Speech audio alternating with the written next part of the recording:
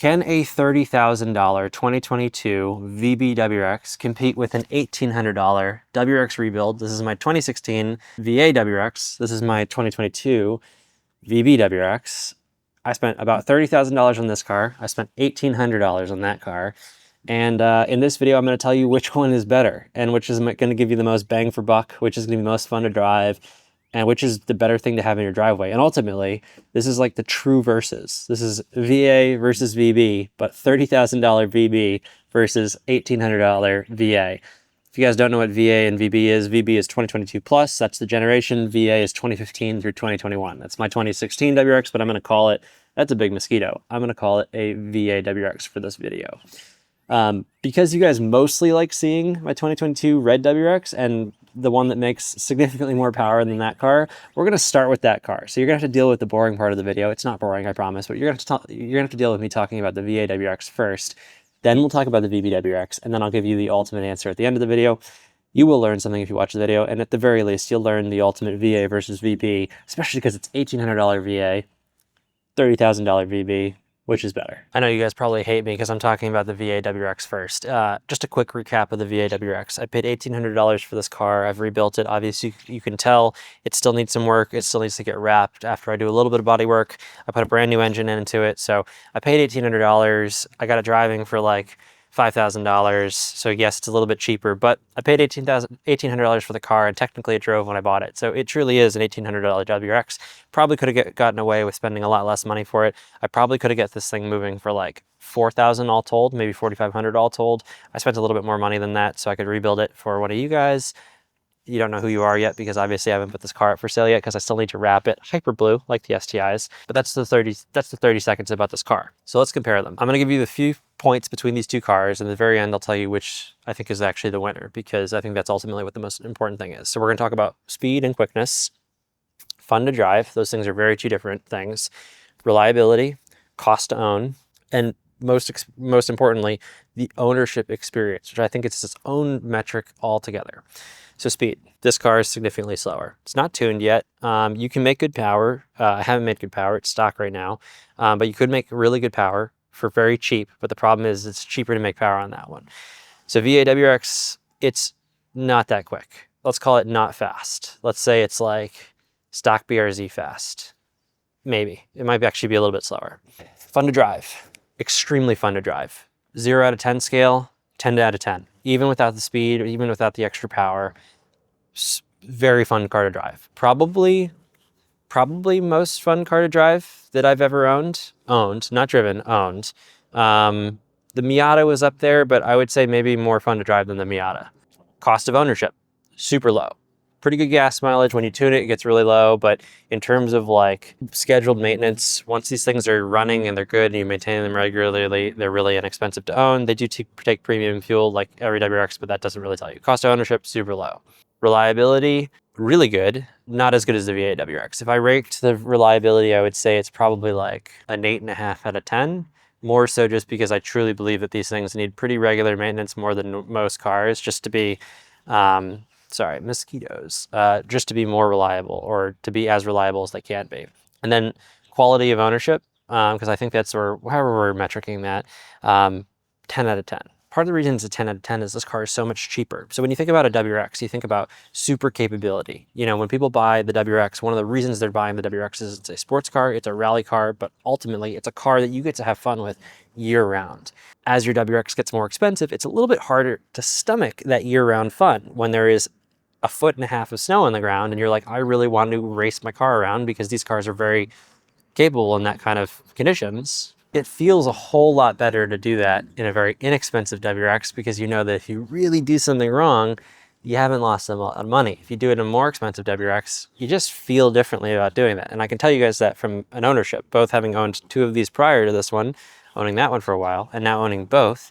When it snows, I'm more likely to take out this car. Even though it's not as fast, it's probably technically not as capable in terms of delivering actual performance in every category.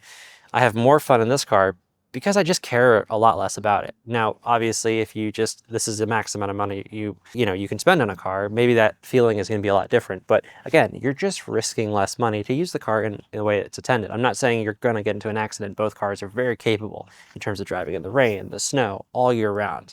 It's freezing out, ice on the roads. They're pretty capable cars. You can still have fun with them in those terrible conditions. So, this delivers a level of fun that is hard to find with any car. And it's strictly because of how fun it is to how cheap it is. And until you guys can experience that, it's hard to compare that to anything else in any way that if you've never owned one of these, it's almost impossible to even know. So a lot of you guys are going to say, well, that doesn't really matter, or you think that you know what that really means. But I'm telling you now, you just don't. There's nothing like knowing that I paid $1,800 for this car and getting what I get out of this car and being able to use it with that metric of cost. It's so powerful. You just imagine doing all the things that you like doing with a car with zero anxiety. You may already feel zero anxiety, but you won't feel zero anxiety if you damage your car.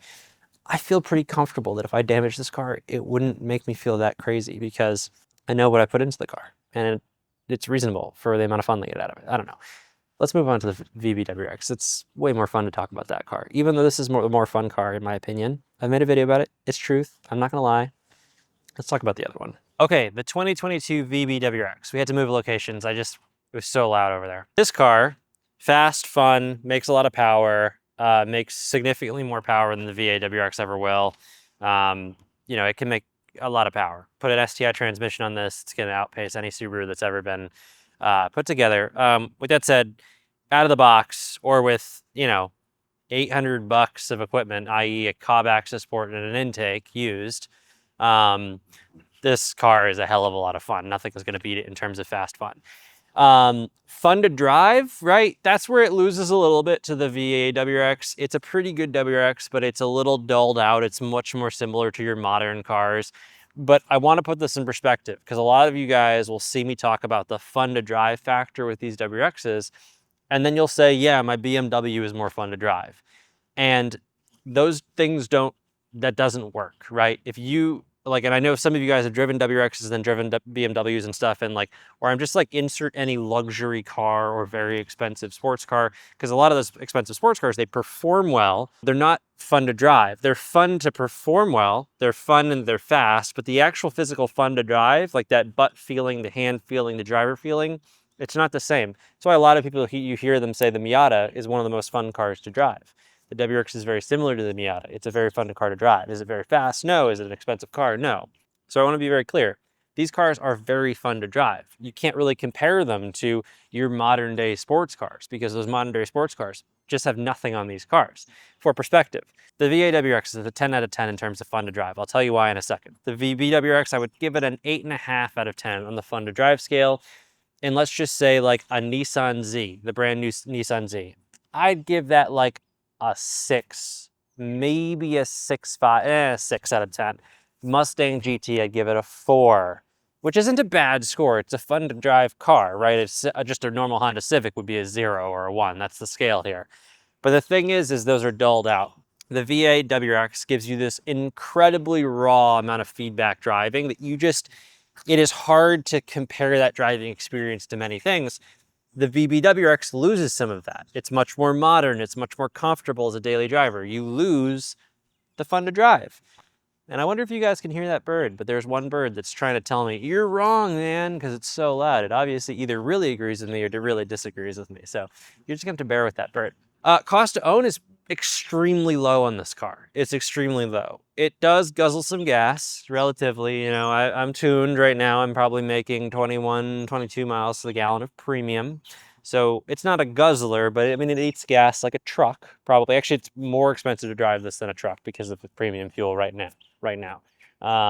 Cost to maintain is low, incredibly low. The only expensive thing is oil changes because you got to do your fluids and you got to do your regular maintenance more if you want to get more out of this car. But if you're doing it yourself, it's remarkably inexpensive to do it. I'd say I probably spend less than $100 a year on interval maintenance for the most part, and then maybe every 4 or 5 years, I'm probably looking at a $350 to $450 maintenance for like the rest of the fluids, the spark plugs and that kind of stuff. But it's really easy to do all the work yourself, and it's, you know, it's fairly simple. The fun of ownership, kind of quality of ownership metric. The tough part is this car is very comfortable and capable. So I actually think it's pretty high too in a different way. So the VA WRX, obviously, you can have a lot more fun with that and have a lower level of anxiety, and your fun is kind of uncapped because you're not worried about the underlying investment or asset of the car. This is very similar in a different area. The amount that you get for this car in terms of like capability, fun, and the comfort that you get, meaning the fact that like hella comfortable to drive this car and own it, right, as a daily driver. It is the best daily driver that I have ever owned. It ranks really high in different areas. So like when I'm thinking I want a comfortable daily driver, but I want all the good stuff, this is close to a 10 out of 10. When I think about like, I want the most raw, fun driving experience, I'm willing to give up some of those creature comforts, and I'm worried about the fact that this thing costs 30,000 bucks, or if you're buying them new, that could be like 30 to 40,000 bucks. It's lower on the scale. So I'm gonna give this one a 9 out of 10 actually, just because it loses that one little bit in an area of cars where that's just like everything. So what's the winner? If I'm being objective, I'm gonna give you two answers here. I'm gonna give you the objective answer, like let's take emotions out of it, and then I'm gonna give you the emotional answer, which sounds ridiculous, but hear me out. The objective answer is the VA WRX. My 2016 $1,800 rebuild WRX is the far superior car, simply because it cost me almost nothing to buy it and get into it.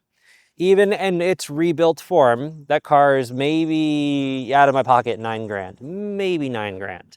And I get within touching distance of what this car delivers. And you know, this is if you were to go buy one right now new, you're spending $35,000, maybe $36,000, $37,000 off the lot. I paid about $30,000, I think, you know, sticker on, or I paid for the car itself, maybe $27,000 and change, I think. And then with like taxes and all that stuff, I was around 30, you know, title and all that stuff. So simply because of the cost, if you just do a numerical analysis, the rebuild wins. I mean, it definitely wins. This isn't that much better than the rebuild, and it's a lot more expensive. I could have 3 of those VA WRXs for this. Actually, like 3.2 of them, actually, if we're gonna be exact. The emotional answer, though, is this car.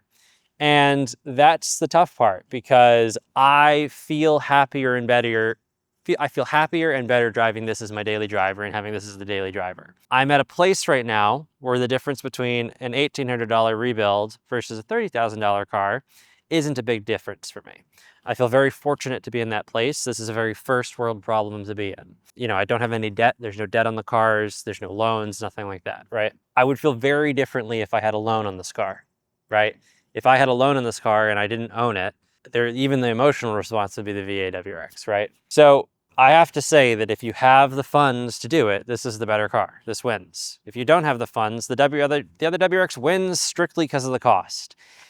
Now, you might be watching this video and saying, this could have been the stupidest video I've spent my time on. Maybe you learned a little bit. Maybe it was a little bit interesting to see me banter about the other things. But the big takeaway from this video is not anything that I've just said. In this whole video up until now, forget all of it, which sounds ridiculous, but hear me out. The fact is that a lot of you guys sit here and you wait. You haven't bought a WRX. You have another car. You haven't bought your WRX. You're waiting. You're saving. You're doing all those things. Those are good practices to have. Or you're not waiting. You're buying one of these and you're taking a loan out, something like 90% loan to value or more. You're doing 2 things wrong.